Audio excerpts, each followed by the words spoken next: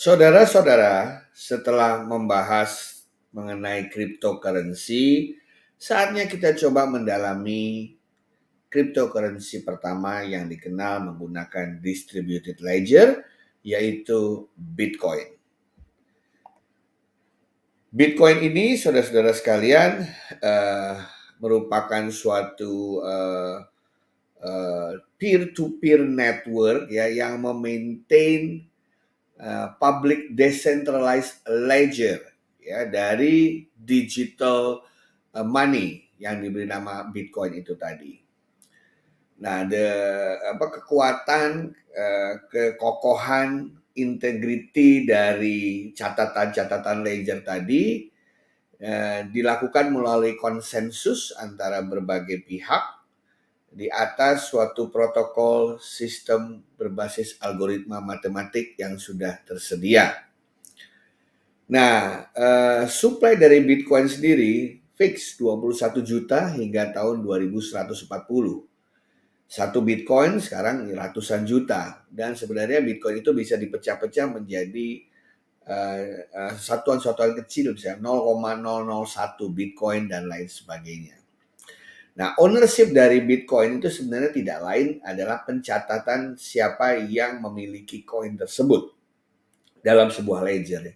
Jadi kalau saya memberikan Bitcoin saya ke orang lain, pada dasarnya pencatatannya adalah seolah-olah terjadi pemindahan kepemilikan antara Bitcoin yang saya miliki ke orang lain yang saya kirimi Bitcoin tersebut dalam sebuah network.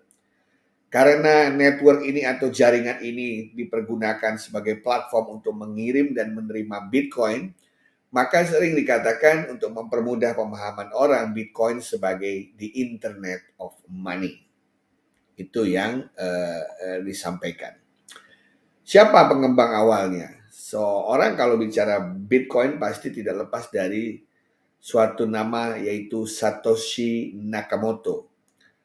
Ini sangat misterius ya. Apakah Satoshi Nakamoto ini adalah satu orang, sekelompok orang, atau beberapa perusahaan? Nobody knows ya. Itu adalah dipercaya sebagai pseudonym. Pada bulan Oktober tahun 2008, 31 Oktober tepatnya, dia mempublish sebuah white paper dengan judul Bitcoin, a peer-to-peer electronic cash system melalui cryptography mailing list. Pada tanggal 3 Januari 2009, Satoshi pertama kalinya merilis Bitcoin source code. Ya, source code-nya dikirimkan dan software kliennya ke seluruh dunia. Sifatnya open source, semua bisa melihat, mempelajari, dan menggunakannya.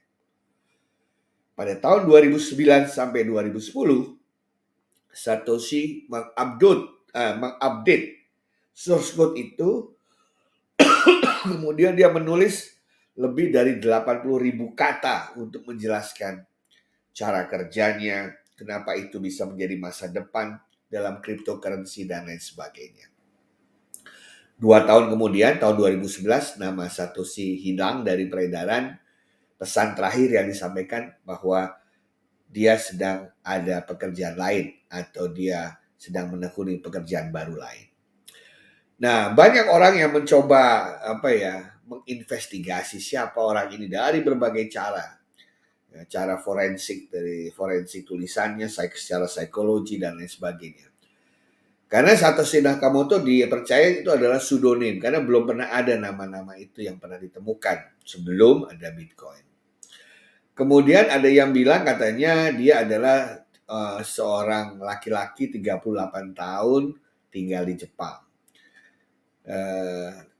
Kata Satoshi sendiri ya, kalau ditanya itu artinya adalah clear thinking atau wise thinking ya.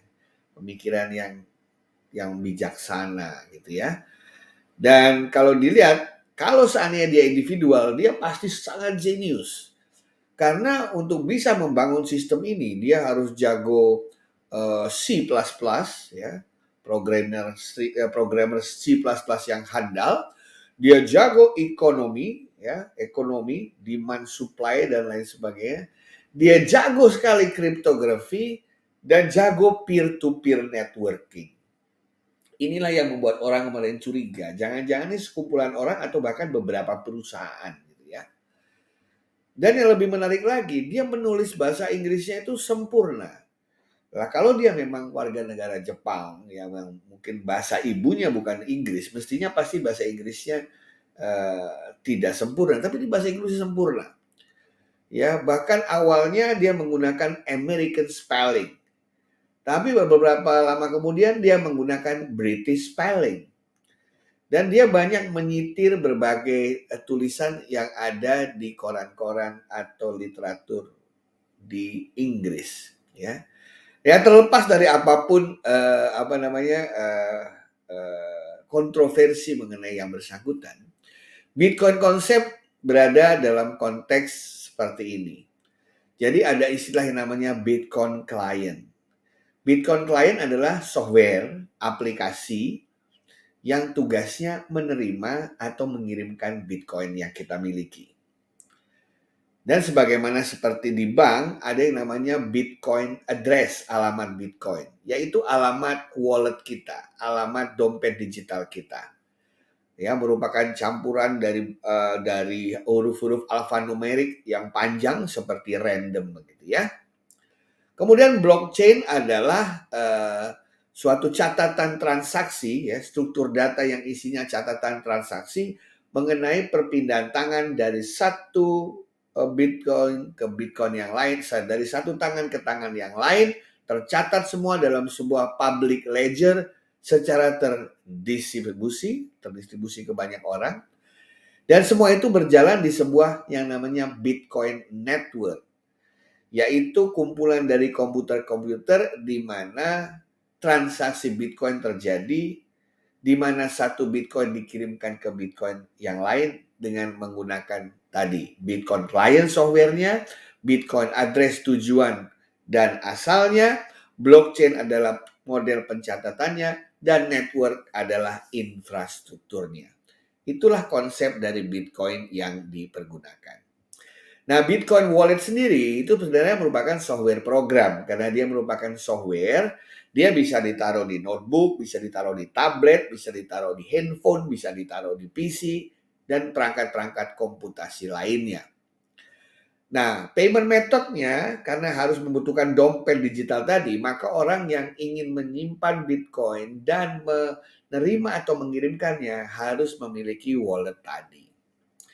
Nah, cara mendapatkan Bitcoin bisa dapat dari orang karena kita memberikan jasa tertentu, dia bayar dengan Bitcoin, atau kita beli dari uang biasa di pasar marketplace yang menjual Bitcoin, atau kita bisa mining Bitcoin. Ya, mining Bitcoin pada dasarnya adalah menggunakan komputer kita ya untuk bisa menyelesaikan suatu permasalahan matematika yang kompleks yang membutuhkan komputer canggih ya. Intinya pada sebenarnya adalah guessing, menebak ya, melakukan brute force begitu, sehingga siapa yang duluan akan memperoleh hadiah Bitcoin. Itu yang namanya mining, cara ketiga mendapatkan Bitcoin.